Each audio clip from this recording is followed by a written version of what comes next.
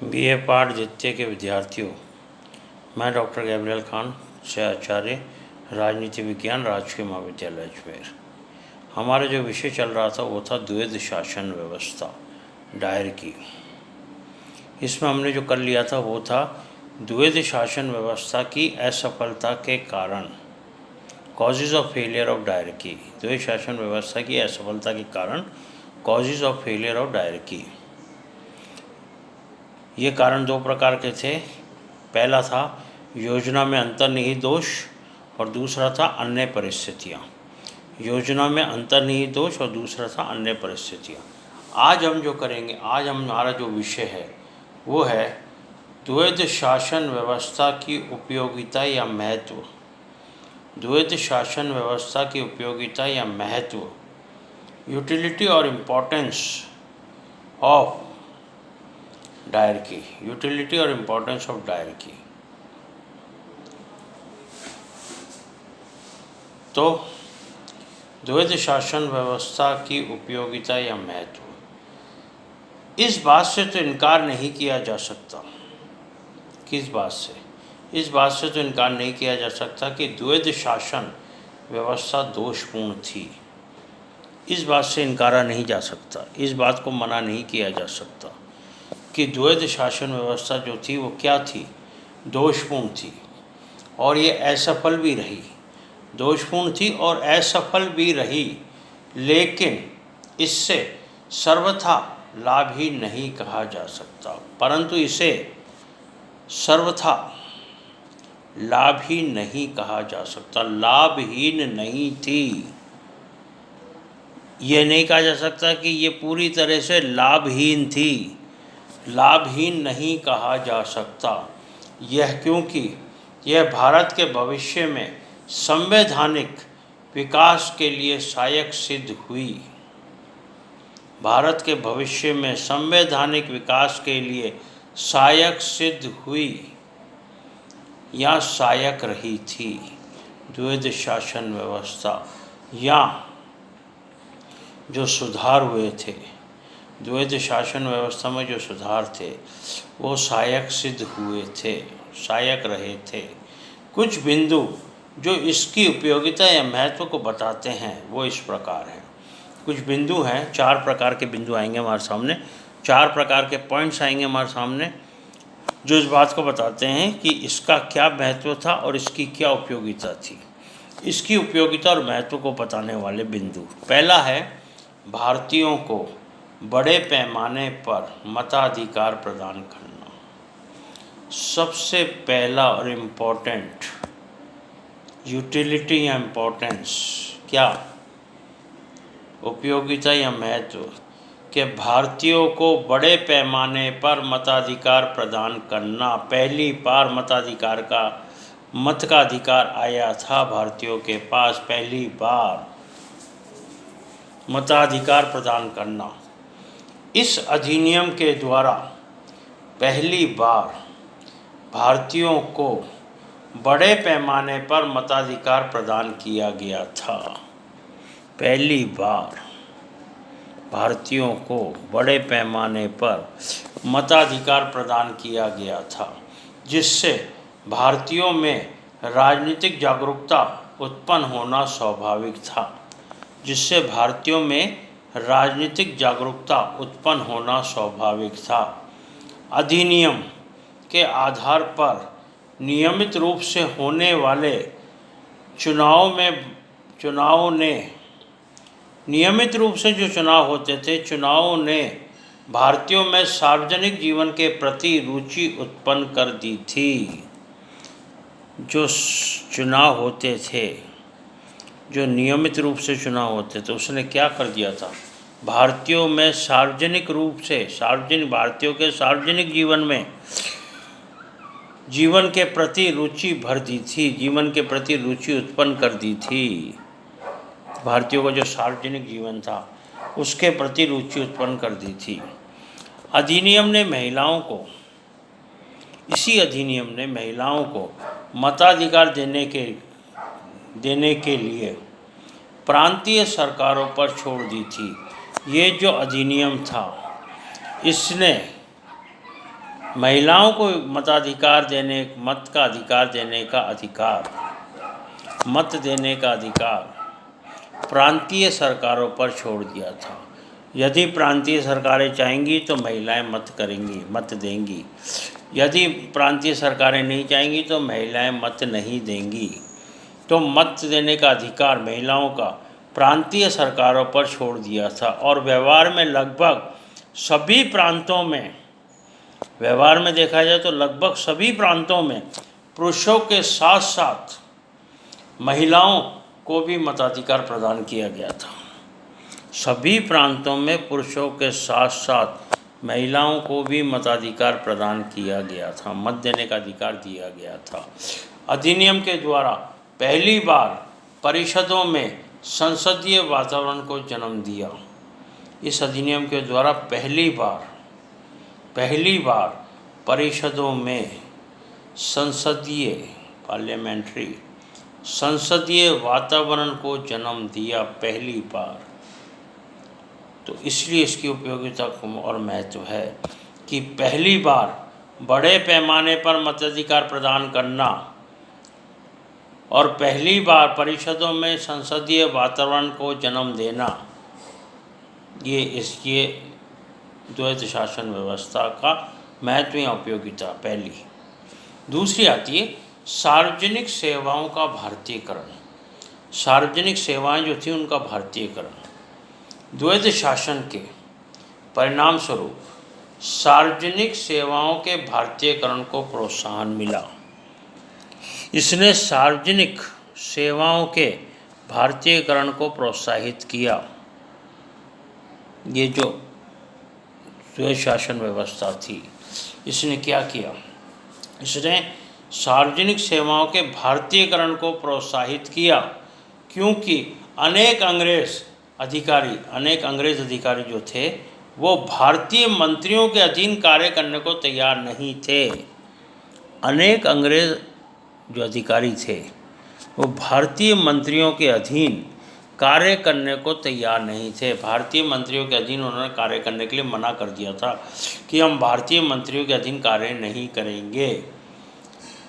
इसलिए वे भारत छोड़कर चले गए थे, क्योंकि वह कार्य नहीं करना चाहते थे तो उन्होंने भारत भी छोड़ दिया था। ऐसी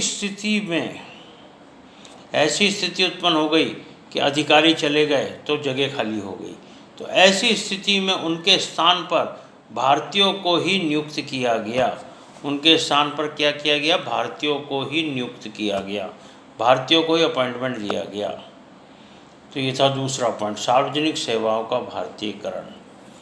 तीसरा पॉइंट, बहुमूल्य शासकीय अनुभव। बहुमूल्य शासकीय अनुभव। इस नवीन शासकीय व्यवस्था का एक और लाभ भी हुआ। ये जो नवीन शासकीय व्यवस्था थी, इसका एक लाभ और भी हुआ। एक लाभ क्या हुआ? एक लाभ और भी हुआ। अनेक भारतीय राजनीतिज्ञों ने परिषदों में प्रवेश किया। अनेक भारतीय राजनीतिज्ञों ने परिषदों में प्रवेश किया। इससे उन्हें सरकार की समस्याओं को समझने,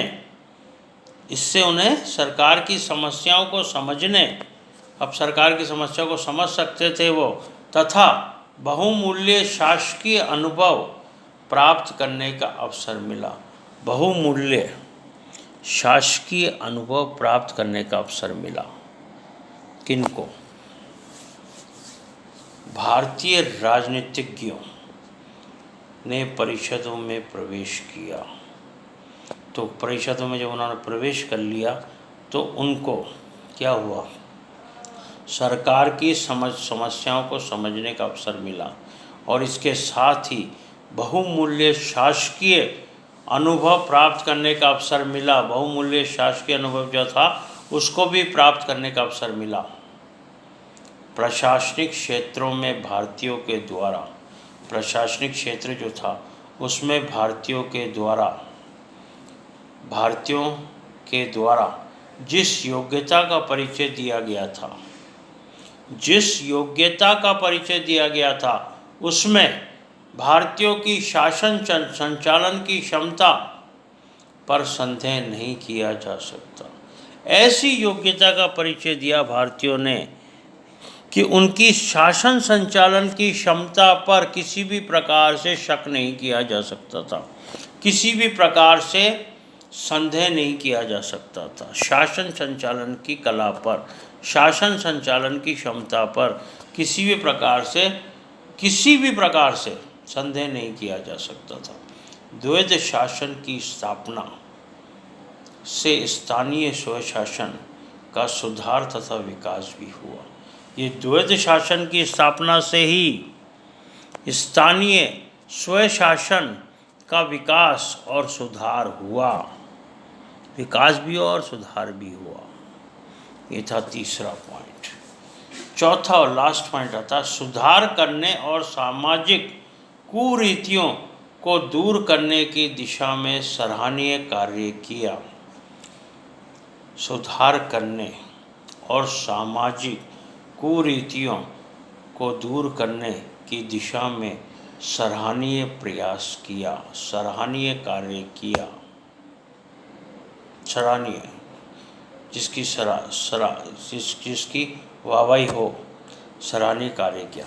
प्रांतीय क्षेत्र में कार्य करने वाले भारतीय मंत्रियों ने विभिन्न क्षेत्रों में सुधार करने, प्रांतीय क्षेत्रों में जो भारतीय मंत्री थे जो कार्य कर रहे थे, उन्होंने विभिन्न क्षेत्रों में सुधार करने और सामाजिक कुरीतियों को दूर करने की दिशा में सराहनीय कार्य किया।